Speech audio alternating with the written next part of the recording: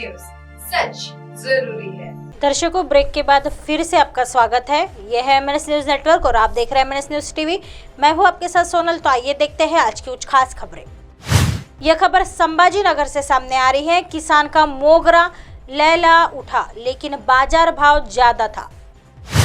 शहरों में मोगरा की बड़ी मात्रा में नांदेड़, मुखेड़, धर्माबाद के क्षेत्रों से आती है। मोगरा की भी अच्छी कीमत मिलती है, लेकिन इस साल शादी के शुभ मुहूर्त कम होने के कारण मोगरा का कोई भाव नहीं है। लगन सराय में 800 से 1000 रुपए तक बिकने वाला मोगरा अब 250 से 400 रुपए में बिक रहा है। ऐसे व्यवसायिकों का किसानों को भारी नुकसान हो रहा है।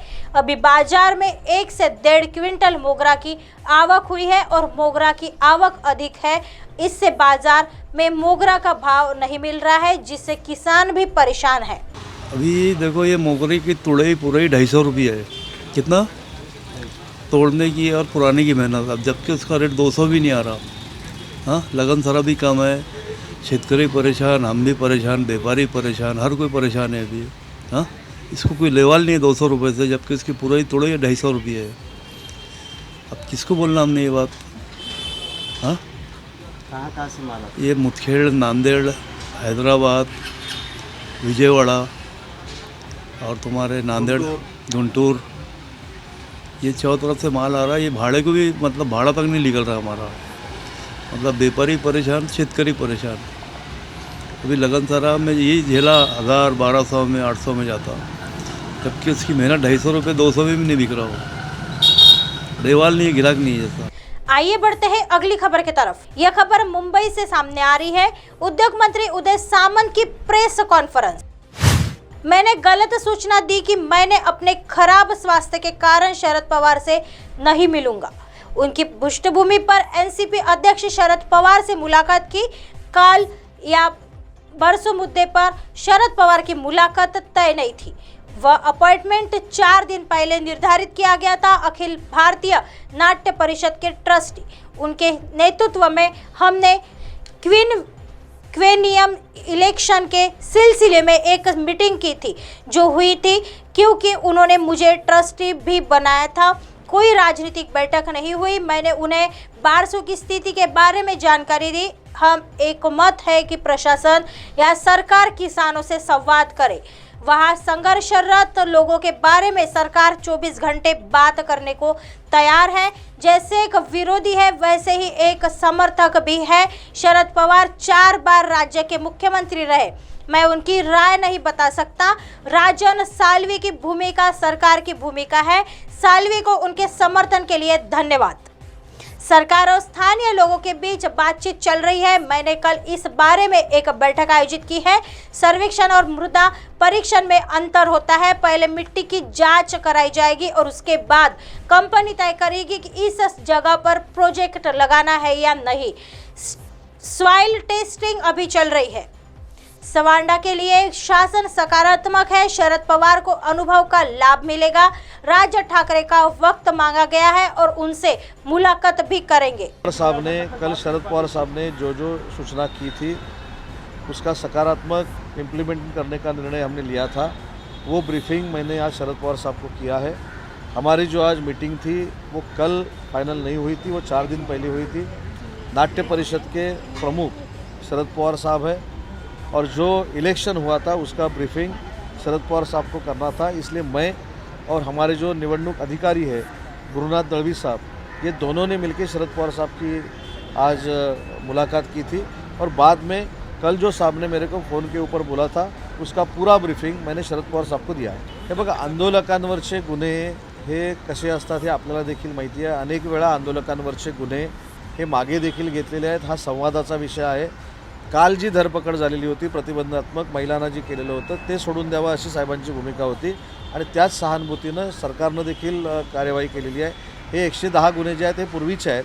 कालच्या सगळ्या महिला भगिनींना घरी नेऊन पोलिसांनी सोडले। पुन्हा एकदा मी सांगतो की सर्वेक्षण आणि सॉइल टेस्टिंग याच्यामध्ये फरक आहे। सर्वेक्षण म्हणजे जमीन तयार आहे, जमिनीचं नोटिफिकेशन निघालेलं आहे, जमिनीनं MIDCनं जमीन कंपनीकडे हँडओव्हर केलेलं आहे आणि आता त्या जमिनीमध्ये 3000-4000 एकरमध्ये प्लांट कुठं लावायचा आहे यासाठी सर्वेक्षण केलं जातं. हे सर्वेक्षण चालू नाही, हे सॉईल टेस्टिंग सुरू आहे आणि सॉईल टेस्टिंगच्या नंतर म्हणजे मला असं वाटतं की अजून आम्ही प्राथमिक स्तरावर देखील आलेलो नाही. सॉईल टेस्टिंग झाल्यानंतरच आपल्याला कळणार आहे की प्रकल्प या ठिकाणी होणार आहे की नाही. आइए बढ़ते हैं अगली खबर की तरफ। यह खबर मुंबई से सामने आ रही है। छोटे बड़े उद्यमियों को मिले 2 लाख तक का कर्ज। नरेंद्र पाटिल। अन्ना साहेब पाटिल आर्थिक विकास निगम की बोर्ड बैठक आज आयोजित की गई। इसमें नई योजनाएं लागू की गई। हमने उन्हें 11 जनवरी को पेश किया। पिछली बैठक में हमने छोटे बड़े उद्यमियों को बैंक के माध्यम से 2 लाख तक का ऋण दिलाने का मुद्दा उठाया था। इस बैठक में इसे मंजूरी मिल गई है। इसका JR जल्द आएगा। शिक्षा के लिए भी कोई ऐसी योजना हो जिसमें एक लाभार्थी एक जगह से कर्ज ले सके। ट्रैक्टर योजना बंद थी, इसे महाविकास आघाड़ी ने बंद किया था। बाकी जिले के लिए हम बैंक ऑफ इंडिया से करार करेंगे। आज अण्णासाहेब पाटील आर्थिक विकास महामंडळाची बोर्ड मीटिंग पार पडली। बोर्ड मीटिंगमध्ये त्या ठिकाणी काही नवीन योजना ज्या आम्ही 11 जानेवारीला मांडल्या होत्या त्याचा आज ठराव घेऊन तो निर्णय घेण्यात आलेला आहे। छोटे मोठे उद्योजकांनाही बँकेमधून कर्ज मिळालं पाहिजे याच्यासाठी 2 लाखाची एक वेगळी योजना या ठिकाणी आणली होती, जी मागच्या बोर्ड मीटिंगमध्ये आम्ही मांडली होती ती ह्या बोर्ड मीटिंगमध्ये मंजूर केलेली आहे आणि ती लवकरच त्याचा अधिकृतपणे JR त्या ठिकाणी नोटिफिकेशन JR निघेल। शिक्षणासाठी ही महामंडळाची योजना असावी असं लोकांकडनं सांगण्यात आलं होतं। तर शिक्षणासाठी बँकेमधून कर्ज घेऊन त्याचं जे काही व्याज आहे ते महामंडळ देईल, परंतु त्याच्यामध्ये एक अट घातलेली आहे की एका लाभार्थ्याला एकाच ठिकाणातून कर्ज घेता येईल, तो सगळ्याच योजनेमधून लाभ घेता येणार नाही अशी त्याची अट आहे। ट्रॅक्टर योजना बंद करण्यात आली होती महाविकास आघाडीच्या माध्यमातून, ती सुरू करण्यात आलेली आहे।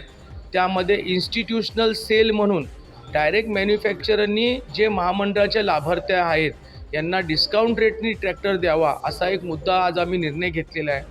बँक ऑफ इंडियाने एक करार केला होता 5 जिल्ह्यासाठी, योजनेच्या लाभार्थ्यांना खूप चांगला लाभ मिळालेला आहे। आता उर्वरित जिल्ह्यासाठीही बँक ऑफ इंडियाशी आम्ही करार करणार आहोत आणि राष्ट्रीयकृत बँका ही पहिली बँक आहे बँक ऑफ इंडिया जी महामंडळाच्या लाभार्थ्यांना इतक्या चांगल्या प्रकारे योजनेचा लाभ देते आणि स्वतःहून पुढे येऊन ही योजना वाढवण्यासाठी ते पावलं उचलते।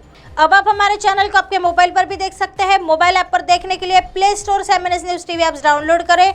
इंस्टा, ट्विटर, हाईकुक, फेसबुक और कई सोशल मीडिया के प्लेटफॉर्म पर हमारा चैनल उपलब्ध है। आप इसे यूट्यूब पर भी देख सकते हैं। आप हमारे चैनल को लाइव भी देख सकते हैं www.mnsnewstv.com पर।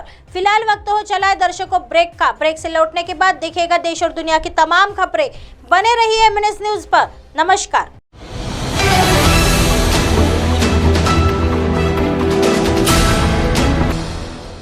ये है MNS न्यूज नेटवर्क और आप देख रहे हैं MNS न्यूज।